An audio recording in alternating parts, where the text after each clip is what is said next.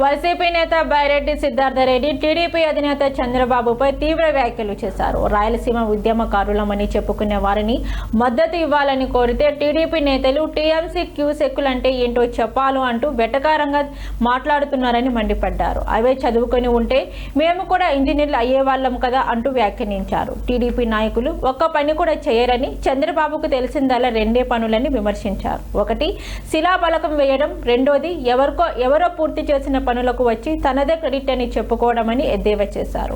హద్రి, నివాస్, సుజల, స్రవంతి పనులను తానే చేశానని చంద్రబాబు చెప్పుకుంటున్నారని, కానీ అవి ఎన్టీఆర్ హయాంలో ప్రారంభమై వైఎస్ రాజశేఖర రెడ్డి కాలంలో పూర్తయ్యాయని స్పష్టం చేశారు. ఎవరైనా నీళ్ళు అడిగినారనుకో, అన్న మా నియోజకవర్గంలో ఏ రైతు కూడా నాయకుల దగ్గరికి పోయి నీళ్ళు అడగకూడదు. పొరపాటు ఎవరైనా నీళ్ళు అడిగినారనుకో, టీఎంసీ అంటే ఏందో చెప్పంటారు, క్యూసెక్ అంటే ఏందో చెప్పుకుంటారు, హై లెవెల్ కెనాల్ అంటే ఏందో చెప్పుకుంటారు, లో లెవెల్ కెనాల్ అంటే ఏందో చెప్పుకుంటారు, రైట్ బ్రాంచ్ కెనాల్ ఏందో చెప్పుకుంటారు, లెఫ్ట్ బ్రాంచ్ కెనాల్ ఏదో చెప్పుకుంటారు. అవన్నీ చదువుకునే మేము కూడా ఏఈలమో డిఈలమో ఇరిగేషన్ ఆఫీసులోనో పని చేస్తున్నాం.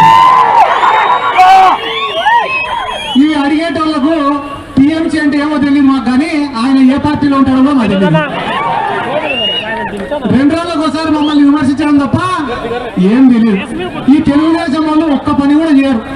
చంద్రబాబు నాయుడు గారికి తెలిసింది రెండే పని చేయడం కాదు. ఒకటి శిలాఫలకం వేస్తాడు, పని ఎవరైనా చేస్తే వచ్చి శంకు మళ్ళా రిబ్బన్ కటింగ్ చేసి పోతాడు.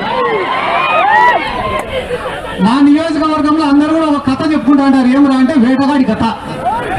ఒక వేటగాడు ఉన్నాడంట, భీకరమైన యుద్ధం చేసి అడవిలో పులిని చంపినాడంట. చంపిన తర్వాత పాపం వేటగాడికి కూడా బాగా దెబ్బలు తగిలినాయంట. ఆ దెబ్బలకు ఆ నొప్పులకు తట్టుకోలేక ఆ నుంచి వెళ్ళిపోతే తర్వాత చంద్రబాబు నాయుడు లాంటి వాడు వచ్చాడు. ఆడికి వచ్చి ఆ పులిగుండే గోర్లు పళ్ళు అన్ని ఎత్తుకొని పోయి నేనే చంపినది నేను